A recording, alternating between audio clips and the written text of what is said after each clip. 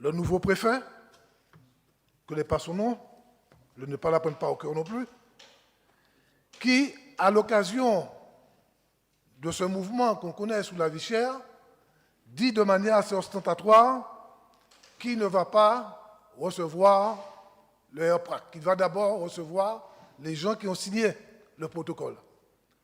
C'est une provocation, dans la mesure où on sait qu'il n'y aurait pas eu de table ronde, qu'il n'y aurait pas eu de protocole de moyens, s'il n'y avait pas un acteur, en l'occurrence le RPRAC, qui avait posé ce problème.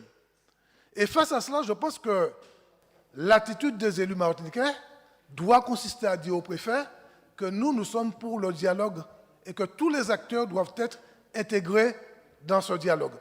Et si nous ne le faisons pas, eh bien on considérera que là aussi, il y a une complicité des élus martiniquais avec la préfecture, avec des mesures qui sont des mesures, à mon avis, de mépris.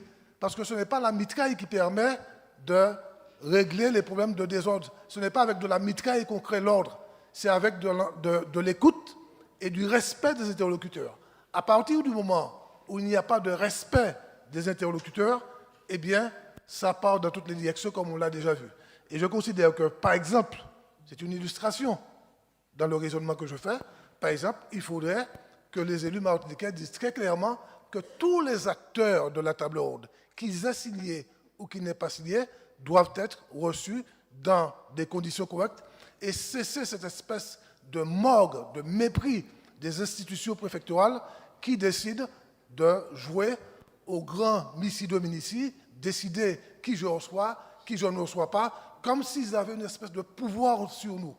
Eh bien, lorsque les élus martiniquais se taisent, eh bien, ils alimentent la conviction des Martiniquais qui ne servent à rien. Merci, Donc, collègue. voilà ce que je voulais dire. Merci.